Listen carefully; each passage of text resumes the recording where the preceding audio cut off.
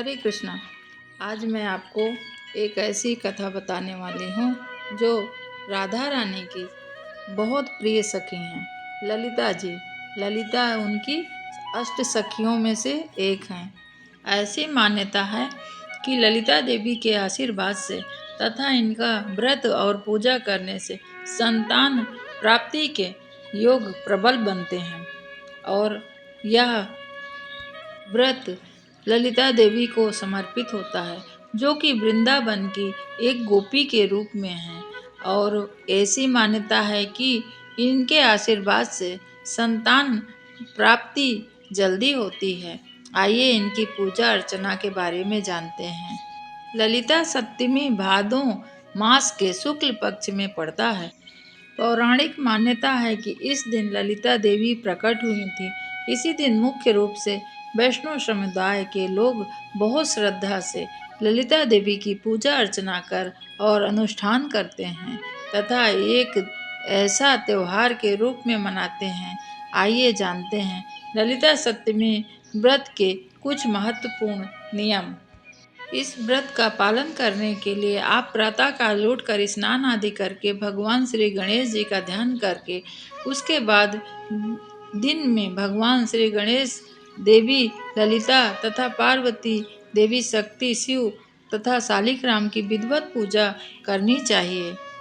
ऐसा माना जाता है इस दिन श्री कृष्ण और राधा रानी के साथ श्री ललिता जी की भी पूजा करनी चाहिए। भक्त की श्री कृष्ण के जो प्रेम में पड़ जाते हैं। हम सभी जानते हैं कि सृष्टि के रचयिता भगवान श्री कृष्ण जिसकी परवाह करते हैं उसकी झोली में दुनिया की सारी खुशियां भर देते हैं। तो आइए इसी श्रद्धा और विश्वास के साथ आगे बढ़ते हैं। इनके पूजा में नारियल चावल हल्दी चंदन तथा गुलाल फूल दूब और दूध देवताओं को प्रसाद के रूप में चढ़ाया जाता है। हालांकि ज़्यादातर लोग फूल चढ़ाते हैं और कुछ क्षेत्रों में तांबे का एक पूजा कक्ष में रखा जाता है बर्तन, ताकि इस पर जल भर के और लाल धागा से मौली रखी जाती है, जिसे पूजा के बाद यह दाहिने हाथ की कलाई पे बांधा जाता है। आइए जानते हैं इनकी एक कथा। पौराणिक कथा के अनुसार जब एक बार माता सती के पिता दक्ष यज्ञ करवा रहे थे, जिसमें उन्होंने शिव जी को आमंत्रित नहीं किया, लेकिन पार्वती जी यज्ञ में जाने के लिए जिद कर बैठी और भगवान शंकर जी के मना करने पर भी अनुमति के बिना ही वो प्रजापति के यहाँ पहुँच गईं। दक्ष ने शिव जी का अपमान किया था, जो माता सती सुन नहीं सकी। खुद को अपमानित महसूस करते हुए सती ने अग्निकुंड में अपने प्राण त्याग दिए। इधर भगवान शिव जी को इस बात का पता चलने पर महादेव जी क्रोधित हो उठे।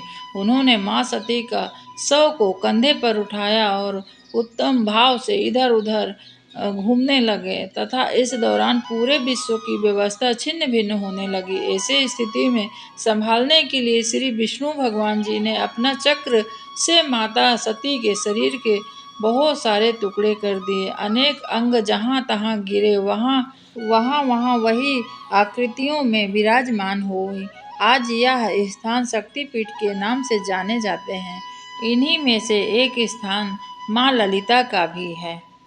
बताया जाता है कि नैमिषारण्य में माता सती का हृदय गिरा था। यहाँ एक लिंग धारणी शक्तिपीठ स्थल माना जाता है। इस स्थान पर भगवान शिव जी के अलिंग स्वरूप की पूजा की जाती है। इसके साथ माता ललिता की भी पूजा अर्चना की जाती है। वहीं अन्य मान्यताओं के अनुसार माता सती ने शिव के हृदय में धारण किया था, इसलिए नैमिषारण्य में लिंग धारणी नाम से प्रसिद्ध माता का ललिता देवी का नाम भी पुकारा जाता है। तो यह थी ललिता माता की कथा, उनके जन्म की कथा तथा राधा रानी की सबसे प्रिय सखी की जय हो। राधा रानी की जय हो। कृष्ण राधे की जय हो। आइए अब जानते हैं संतान सप्तमी की कथा। संतान सप्तमी व्रत संतान सुख को प्राप्त कराने वाली व्रत होती है। इस दिन संतान के आरोग्य और दीर्घायु लंबी उम्र के लिए भगवान श्री कृष्ण की पूजा की जाती है तथा राधा रानी और ललिता की भी पूजा की जाती है। एक बार श्री कृष्ण ने पांडवों से युधिष्ठिर को भाद्र मास की शुक्ल पक्ष की सप्तमी तिथि का महत्व बताते हुए कहा कि इस दिन सूर्य के व्रत करते हैं।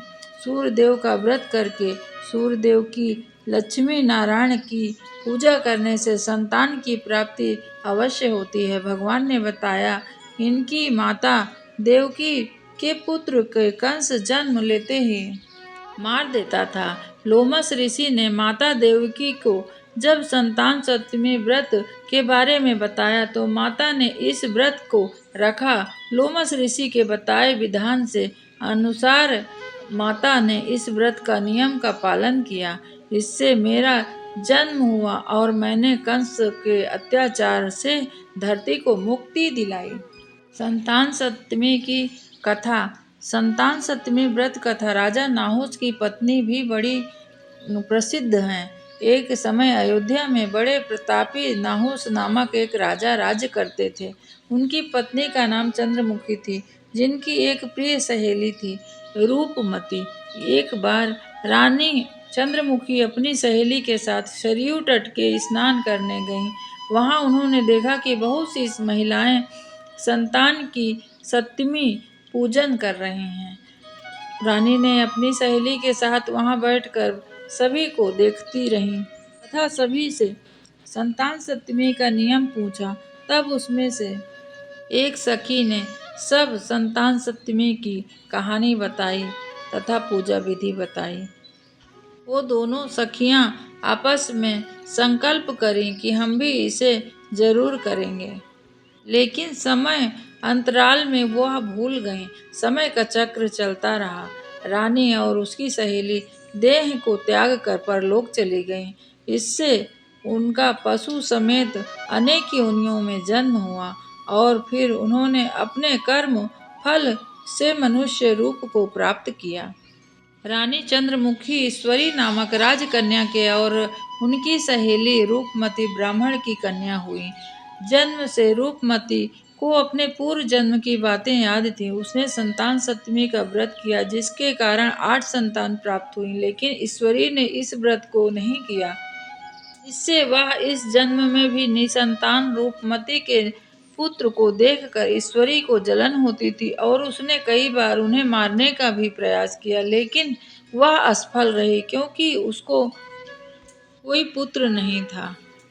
लेकिन वह बाद में अपनी गलती मानकर रूपमती से क्षमा मांगी। रूपमती ने ईश्वरी को क्षमा कर दिया और संतान सप्तमी व्रत करने के लिए कहा। इस व्रत से ईश्वरी को संतान का सुख प्राप्ति हुई। अब दोनों सखियां आपस में खूब प्रेम व्यवहार से फिर रहने लगी। इस कहानी को यहीं विराम दूंगी। आज की कथा जो भी है सब ललिता माँ तथा राधा रानी की कृपा आप सभी पर बनी रहे। सोचिए, हमारे सनातन धर्म में कितने देवी देवताओं और सभी का बहुत बहुत सम्मान से विस्तार किया गया है। सभी का पूजा पाठ व्रत का विधि बहुत विस्तार से बताई जाती है और हर एक कथा के पीछे जरूर एक न एक शुभ कर्म करने की प्रेरणा हमें मिलती है। आप सभी से निवेदन है कि खूब खूब सारा भक्ति कीजिए। भक्ति के अलावा हमें दूसरा कोई उपाय नहीं है जो मोक्ष प्राप्त करा सके। सभी को बहुत बहुत प्रणाम। हरे कृष्णा।